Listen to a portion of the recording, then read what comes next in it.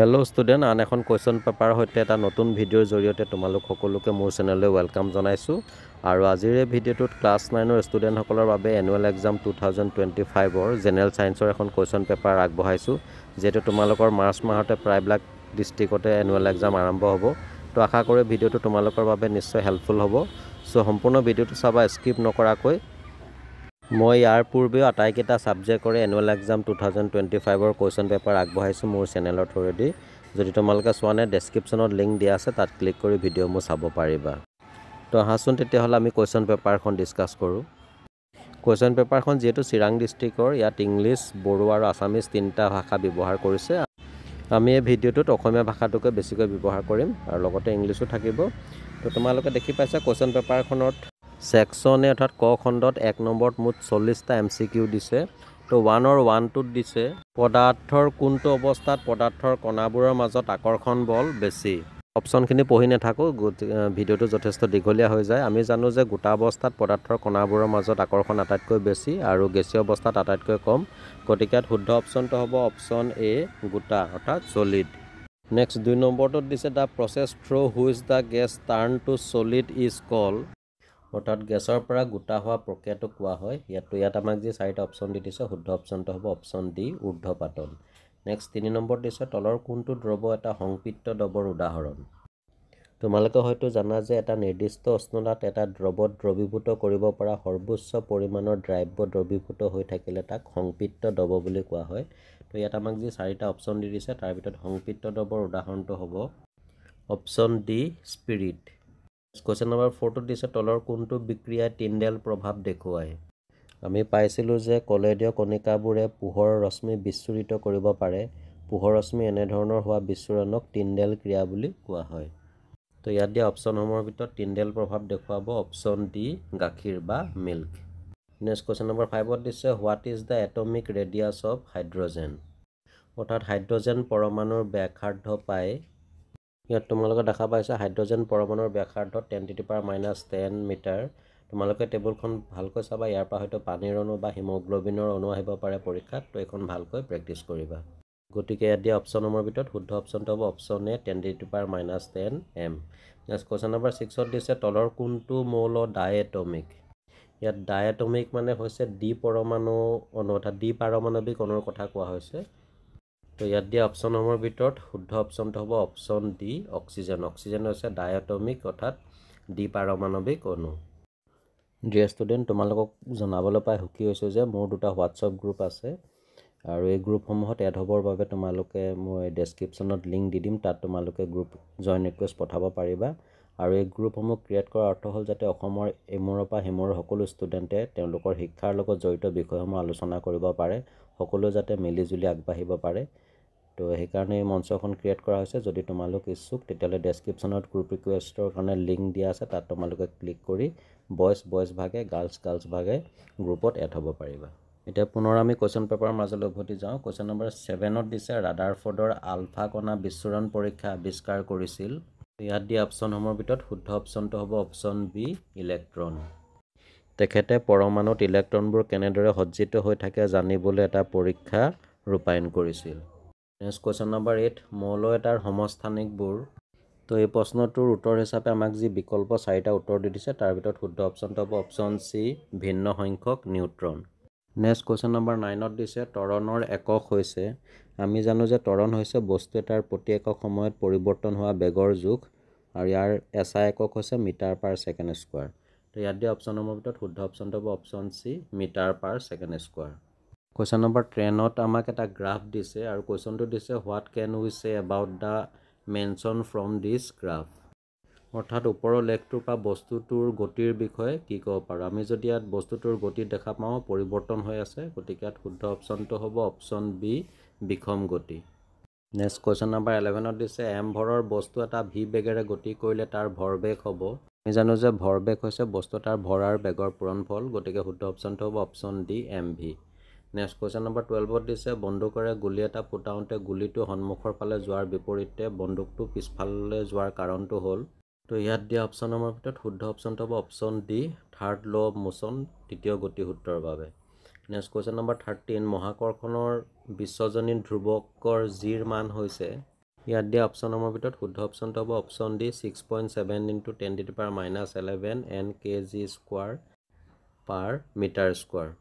Question number 14 ভূপৃষ্ঠৰ বস্তু এটাৰ ওজন 10 নিউটন হ'লে চন্দ্ৰপৃষ্ঠত ইয়াৰ ওজন হ'ব। আমি জানো যে কোনো এটা বস্তুৰ ভৰ চন্দ্ৰপৃষ্ঠত আমাৰ পৃথিৱীৰ ভৰৰ 6 ভাগৰ এভাগ, গতিকে শুদ্ধ অপশ্যনটো হ'ব option B 10/6 n। Next question number 15ত দিছে 15 কেজি ভৰৰ বস্তু এটাই 4 মিটাৰ/ছেকেণ্ড সুষম বেগেৰে গতি কৰিছে, বস্তুটোৱে লাভ কৰা গতিশক্তি হ'ব। তোমালোকে দেখা পাইছে 11.3 যিটো আছে উদাহৰণ, সেই কুৱেশ্যনটোকে ইয়াত দি দিছে। ইয়াত বস্তুটোৰ ভৰ m, বস্তুটোৰ v লিখি লৈছে আৰু শেষত বস্তুটোৰ গতিশক্তি দেখা পাইছোঁ আমি 120 জুল। গতিকে ইয়াত দিয়া অপশ্যনসমূহৰ ভিতৰত শুদ্ধ অপশ্যনটো হ'ব অপশ্যন চি 120 জুল। কুৱেশ্যন নম্বৰ 16ত আমাক এটা ডায়েগ্ৰাম দিছে য'ত a ভৰৰ বস্তু এটা b স্থানলৈ নিয়া হৈছে উলম্বভাৱে আৰু বস্তুটোক দুটা ভিন্ন পথেৰে দেখা গৈছে। ইয়াত এটা ষ্ট্ৰেট আছে, এটা অলপ বেকা বেকিকৈ আছে আৰু কুৱেশ্যনটো দিছে ওপৰৰ চিত্ৰটোত এটা m ভৰৰ বস্তু a পৰা b লৈ দুই ধৰণৰ পথেৰে যথাযথ পথ 1 আৰু পথ 2ৰে যোৱা হ'ল। দুইটাৰ ক্ষেত্ৰত b স্থানত বস্তুটোৰ স্থিতি শক্তিৰ মান। এই দুয়োটা পৰিস্থিতিতে বস্তুটোৰ ওপৰত সম্পূৰ্ণ কাৰ্যৰ পৰিমাণ হ'ব mgs, গতিকে ইয়াত স্থিতি শক্তি একেই থাকিব। গতিকে ইয়াত দিয়া অপশ্যনসমূহৰ ভিতৰত শুদ্ধ অপশ্যনটো হ'ব অপশ্যন চি ছেইম, অৰ্থাৎ একে থাকিব। Next question number 17 the unit of frequencies কম্পনাংকৰ একক হৈছে। আমি জানো যে প্ৰতি একক সময়ত সম্পূৰ্ণ হোৱা দোলনৰ সংখ্যাকে তৰংগৰ কম্পনাংক বোলা হয়। ইয়াক গ্ৰীক আখৰ নিউৰে নিৰ্দেশ কৰা হয় আৰু ইয়াৰ এছা একক হৈছে হাৰ্টছ। মই লগতে উল্লেখ কৰি দিছোঁ যাতে তোমালোকৰ হেল্প হয়। আৰু ইয়াত কম্পনাংকৰ একক হ'ব অপশ্যন এ 1/সেকেণ্ড। নেক্সট কুৱেশ্যন নম্বৰ 18ত দিছে তলৰ কোনটো মাধ্যমত শব্দৰ বেগ বেছি। ইয়াত দিয়া অপশ্যনসমূহৰ ভিতৰত শুদ্ধ অপশ্যনটো হ'ব অপশ্যন বি গোটা, অৰ্থাৎ গোটা মাধ্যমত শব্দৰ বেগ আটাইতকৈ বেছি। নেক্সট কুৱেশ্যন নম্বৰ 19ত দিছে মেলেৰিয়া সৃষ্টি কৰা অণুজীৱটো হৈছে।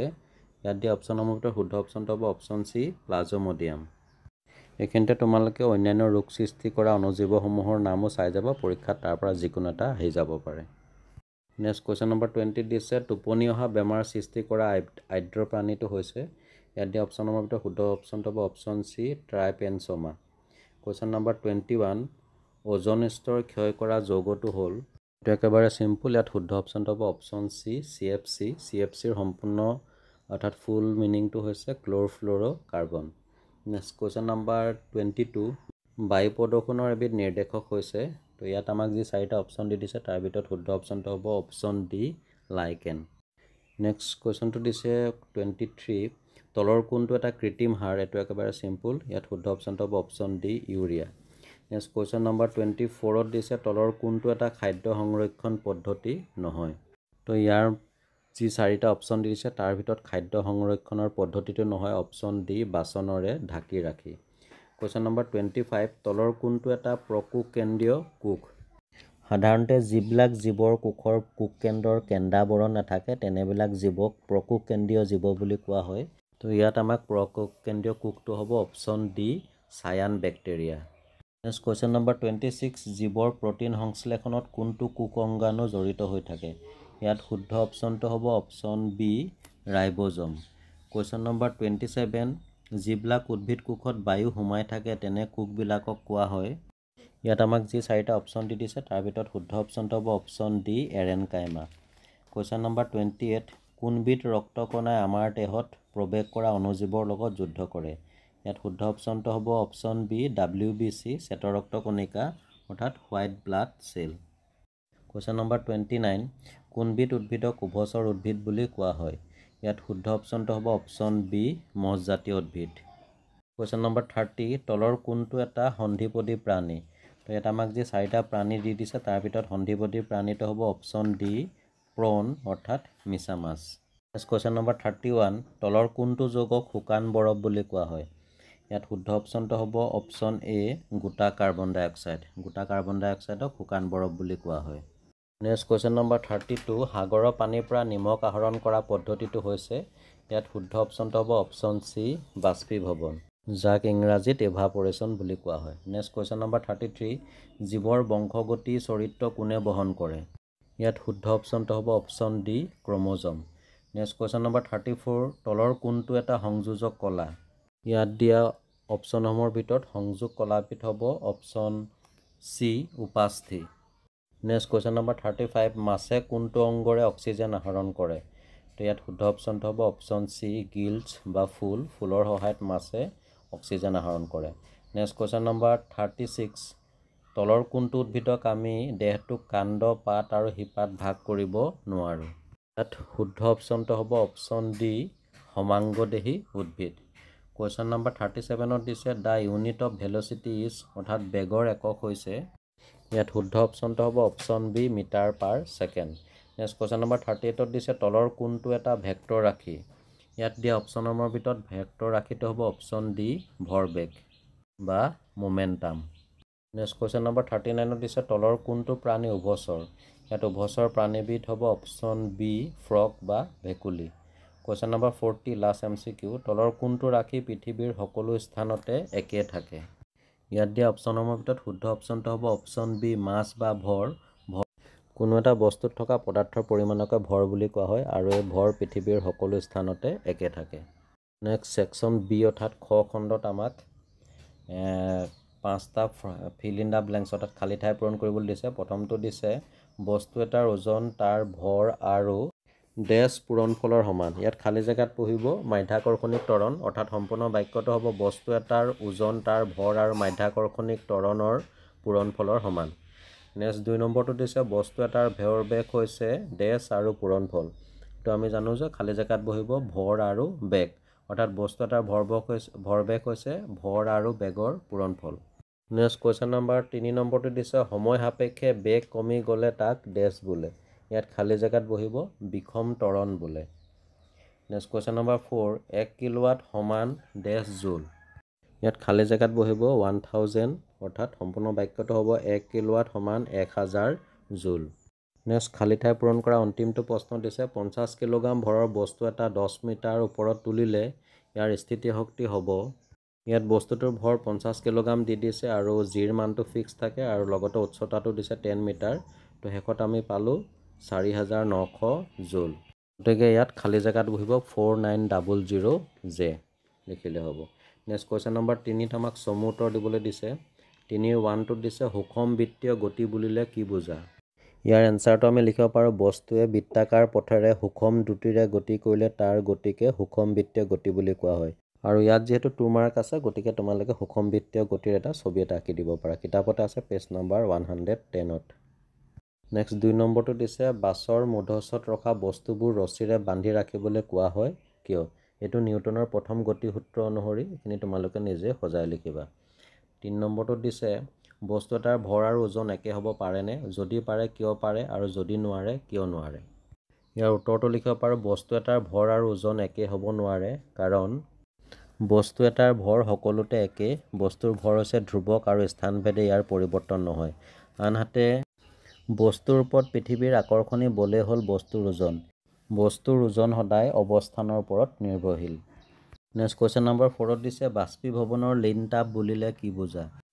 ইয়াৰ এনচাৰটো আমি লিখিব পাৰোঁ উতলাংকৰ তলৰ যি উষ্ণতাত কোনো জুলীয়া পদাৰ্থ ভাপলৈ পৰিৱৰ্তন হয় সেই উষ্ণতাকে জুলীয়া পদাৰ্থৰ বাষ্পীভৱনৰ লীন তাপ বুলি কোৱা হয়। আৰু তোমালোকে মনত ৰাখিবা পানীৰ লীন তাপ হৈছে 540 কেলৰি। নেক্সট কুৱেশ্যন নম্বৰ 5ত দিছে কলয়ত আৰু প্ৰলম্বনৰ মাজত প্ৰভেদ কি? What is the difference between কলয়ত এণ্ড ছাছপেনশ্যন? ইয়াত যিহেতু 2 মাৰ্ক আছে গতিকে আমি 2টা পইণ্ট লিখিলে হ'ব। 1 নম্বৰ পইণ্টটো লিখিব পাৰোঁ কলয়দীয় কণিকাবোৰে তিনডেল প্ৰভাৱ দেখুৱায় কিন্তু প্ৰলম্বনবোৰে তিনডেল প্ৰভাৱ নেদেখায়। 2 নম্বৰ পইণ্টটো লিখিব পাৰোঁ কলয়দীয় কণিকাবোৰৰ ব্যাস 1ৰ পৰা 100 nm, যাৰ বাবে এইবিলাক আমি অনুবীক্ষণ যন্ত্ৰৰ সহায়তহে দেখোঁ। আনহাতে প্ৰলম্বনৰ কণিকাবোৰৰ ব্যাস 100 nm-তকৈ বেছি, গতিকে এইবিলাক খালী চকুৰেও দৃশ্যমান হয়। তোমালোকে নোট কৰি ল'বা পইণ্টকেইটা। নেক্সট কুৱেশ্যন নম্বৰ 4ৰ 1ত দিছে নীল সেউজীয়া শেলাই কিয় প্ৰকোষ কেন্দ্ৰীয় জীৱ বুলি কোৱা হয়? এইটো একেবাৰে চিম্পুল। প্ৰকোষ কেন্দ্ৰীয় কোষৰ বিষয়ে মই আগতে কৈ আছোঁ, এইখিনিকে অলপ সজাই লিখিবা তোমালোকে। নেক্সট 4 নম্বৰৰ 2টোত দিছে স্নায়ুকোষ এটাৰ চিত্ৰ অংকন কৰি বিভিন্ন অংশবোৰ নিৰ্দেশ কৰা। ইয়াত আমি এনেদৰে স্নায়ুকোষৰ চিত্ৰটো আঁকিব লাগিব, কিন্তু উল্লেখযোগ্য যে কেতিয়াবা স্নায়ুকোষৰ জেগাত নিউৰন বুলিও দিব পাৰে। তোমালোকে জানি থবা একেটাই হয়, গতিকে চিত্ৰটো ভালকৈ প্ৰেক্টিছ কৰিবা। এইটো এটা কমন কুৱেশ্যন, প্ৰায় এক্সামত এইটো আহিয়ে থাকে। 4 3 নম্বৰটোত দিছে জীৱৰ বৈজ্ঞানিক নামাকৰণ কৰোঁতে মানি চলা নিয়মকেইটা উল্লেখ কৰা। তোমালোকে পইণ্টকেইটা ভালকৈ মুখস্থ কৰিবা আৰু সদায় মাৰ্ক চাব। যদি 2 মাৰ্ক থাকে ইয়াৰ পৰা 2টা পইণ্ট লিখিলে হ'ব, 3 মাৰ্ক থাকিলে 3টা পইণ্ট লিখিলে হ'ব। নেক্সট কুৱেশ্যন নম্বৰ 5ৰ 1টোত দিছে বস্তু এটাৰ হৰণ বুলিলে কি বুজা। ইয়াৰ এনচাৰটো আমি লিখিব পাৰোঁ বস্তু এটাৰ প্ৰাৰম্ভিক আৰু অন্তিম অৱস্থানৰ মাজৰ নিম্নতম দূৰত্বক হৰণ বুলি কোৱা হয়। নেক্সট কুৱেশ্যন নম্বৰ 2ত দিছে মুক্ত অধোগমন কাক বোলে। ইয়াৰ এনচাৰটো লিখিব পাৰোঁ বস্তু এটাই মহাকৰ্ষণিক বলৰ প্ৰভাৱত পৃথিৱীৰ দিশলৈ পৰিলে সেই গতিক মুক্ত অধোগমন বুলি কোৱা হয়। নেক্সট কুৱেশ্যন নম্বৰ 3ত দিছে ডেল্টনৰ পৰমাণুবাদৰ 4টা স্বীকাৰ্য লিখা। ডেল্টনৰ পৰমাণুবাদৰ স্বীকাৰ্য 4টা তোমালোকৰ ছায়েন্স কিতাপখনৰ চেপ্টাৰ 3 পেজ নাম্বাৰ 32ত আছে, তাৰ পৰা তোমালোকে নোট কৰি ল'বা। নেক্সট কুৱেশ্যন নম্বৰ 4ত দিছে তলৰ প্ৰতিটো কণিকাৰ সংখ্যা গণনা কৰা। 1 নম্বৰটো দিছে 46 গ্ৰাম ছডিয়াম পৰমাণু আৰু বিটোত দিছে 8 গ্ৰাম অক্সিজেন অণু। সমাধানকেইটা তোমালোকক আগবঢ়ালোঁ, তোমালোকৰ কিতাপতে আছে। তো ছডিয়ামৰ কণিকাৰ সংখ্যাটো পালোঁ 12.044 × 10⁻23 আৰু বি নম্বৰ যিটো দিছিলে অক্সিজেনৰ, তো অক্সিজেনৰ কণিকাৰ সংখ্যাটো ইয়াত পালোঁ আমি 1.51 × 10⁻23। তোমালোকে পাৰিলে এইখিনি নোট কৰি ল'বা। কুৱেশ্যন নম্বৰ 5টোত দিছে সমস্থানিক বুলিলে কি বুজা, হাইড্ৰজেনৰ সমস্থানিক কেইটাৰ নাম লিখা। ইয়াৰ উত্তৰটো আমি লিখিব পাৰোঁ একেবিধ মৌলৰে একে পাৰমাণৱিক সংখ্যা বিশিষ্ট কিন্তু ভিন ভিন ভৰ সংখ্যাযুক্ত পৰমাণুসমূহক সমস্থানিক বোলা হয়। আৰু হাইড্ৰজেনৰ সমস্থানিক তিনিটা হৈছে প্ৰটিয়াম 11H, ডয়টেৰিয়াম 21H আৰু ট্ৰিটিয়াম 31H বা T। 5ৰ 6টোত আমাক এটা সমাধান কৰিবলৈ দিছে। কুৱেশ্যনটো দিছে 2 কিলোগ্ৰাম ভৰৰ পিষ্টল এটাৰ পৰা 20 গ্ৰাম ভৰৰ গুলী এটা 150 মিটাৰ/ছেকেণ্ড বেগেৰে অনুভূমিক দিশত মৰা হ'ল। পিষ্টলটোৰ প্ৰতিক্ষেপ বেগ কিমান? এই কুৱেশ্যনটোৰ সমাধান তোমালোকৰ পাঠ্যপুথিৰ উদাহৰণ 9.6ত আছে। তো এইখিনিকে তোমালোকে ভালকৈ চাবা। অৱশ্যে ইমানখিনি নিলিখিলেও হ'ব, যিমান পাৰা শ্বৰ্টকৈ লিখিবা। তো শেষত আমি পিষ্টলটোৰ প্ৰতিপেক্ষ বেগ কিমান পালোঁ, v = -1.5 মিটাৰ/ছেকেণ্ড। নেক্সট কুৱেশ্যন নম্বৰ 7টোত দিছে বল এটা উলম্বভাৱে ওপৰলৈ 49 মিটাৰ/ছেকেণ্ড বেগেৰে দলিওৱা হ'ল। 1 নম্বৰ দিছে ই আৰোহণ কৰা সৰ্বোচ্চ উচ্চতা আৰু 2 নম্বৰ দিছে ভূপৃষ্ঠলৈ উভতিবলৈ প্ৰয়োজন হোৱা মুঠ সময় নিৰ্ণয় কৰা। নেক্সট কুৱেশ্যন নম্বৰ 8ৰ 1ত দিছে বাল্ব এটাই 10 ছেকেণ্ডত 100 জুল বৈদ্যুতিক শক্তি ব্যয় কৰে, ইয়াৰ ক্ষমতা কিমান? আৰু 2 নম্বৰটো দিছে 250 ইউনিটত কিমান জুলৰ সমান হ'ব।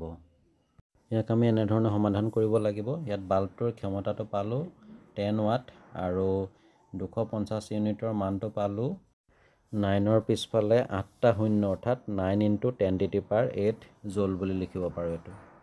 নেক্সট 9 নম্বৰৰ 1টো দিছে পোহৰৰ তৰংগ আৰু শব্দ তৰংগৰ মাজত দুটা পাৰ্থক্য লিখা। ইয়াৰ এনচাৰটো লিখিব পাৰোঁ 1 নম্বৰ পইণ্টটো পোহৰ তৰংগ হৈছে অনুপস্থ তৰংগ, আনহাতে শব্দ তৰংগ হৈছে অনুদৈৰ্ঘ্য তৰংগ। 2 নম্বৰ পইণ্টটো লিখিব পাৰোঁ পোহৰ তৰংগৰ বেগ শব্দৰ তৰংগতকৈ বেছি। তোমালোকে এইখিনি নোট কৰি ল'বা। নেক্সট 2 নম্বৰটোত দিছে শব্দ তৰংগ এটা 339 মিটাৰ/ছেকেণ্ড দ্ৰুতিৰে সঞ্চালিত হৈছে। যদি ইয়াৰ তৰংগ দৈৰ্ঘ্য 1.5 cm তেন্তে তৰংগটোৰ কম্পনাংক কিমান? ই শ্ৰাব্য হ'বনে?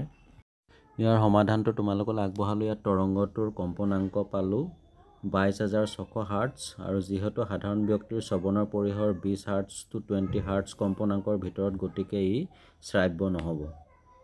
নেক্সট কুৱেশ্যন নম্বৰ 10ত দিছে ৰোগ নিবাৰণৰ 3টা নীতি ব্যাখ্যা কৰা। এইখিনি তোমালোকে লিখিবা। ৰোগ নিবাৰণৰ বাবে আমি চিটা বা ভেকচিন ল'ব পাৰোঁ, লগতে পৰিষ্কাৰ পৰিচ্ছন্নতা, সুষম খাদ্য, এইখিনি লিখিলেই হ'ল। কুৱেশ্যন নম্বৰ 11ত দিছে জৈৱ ভূ ৰাসায়নিক চক্ৰ বুলিলে কি বুজা, নাইট্ৰজেনৰ চক্ৰটো বৰ্ণনা কৰা। জৈৱ ভূ ৰাসায়নিক চক্ৰৰ আমি সংজ্ঞাটো লিখিব পাৰোঁ এনেধৰণে যি প্ৰক্ৰিয়াৰ জৰিয়তে পৰিৱেশৰ জৈৱিক আৰু অজৈৱিক কাৰকসমূহৰ মাজত থকা পাৰস্পৰিক ক্ৰিয়াৰ ফলত জীৱমণ্ডলৰ ভাৰসাম্যতা অটুট থাকে আৰু গতিশীলতা বৰ্তি থাকে, সেই প্ৰক্ৰিয়াকে জৈৱ ভূ ৰাসায়নিক চক্ৰ বুলি কোৱা হয়। আৰু নাইট্ৰজেন চক্ৰৰ বিষয়ে তোমালোকৰ কিতাপৰ পেজ নম্বৰ 197ত আছে, এটা চিত্ৰ আছে, এইখিনি তোমালোকে নিজে চেষ্টা কৰিবা। আৰু লাষ্ট কুৱেশ্যনটো দিছে কুৱেশ্যন নম্বৰ 12 খাদ্য সম্পদৰ উৎকৰ্ষ সাধন কেনেকৈ কৰিব পাৰি চমুকৈ আলোচনা কৰা। এইটো তোমালোকে নিজে চেষ্টা কৰিবা আৰু যদি কিবা অসুবিধা হয় কমেণ্ট কৰিবা। ডিয়াৰ ষ্টুডেণ্ট, কুৱেশ্যন পেপাৰখন ইমানতে শেষ হৈছে। আশা কৰোঁ তোমালোকৰ আপকামিং এক্সামৰ বাবে এই ভিডিঅ'টো যথেষ্ট হেল্পফুল হ'ব। তো তোমালোকে যিমান পাৰা শ্বেয়াৰ কৰিবা তোমালোকৰ ফ্ৰেণ্ডলৈ। আন এখন কুৱেশ্যন পেপাৰ সৈতে তোমালোকক পুনৰ লগ পাম। তো চাই থাকিবা RB লাৰ্ণ কাম এণ্টাৰটেইনমেণ্ট। আজিলৈ আহোঁ, ধন্যবাদ।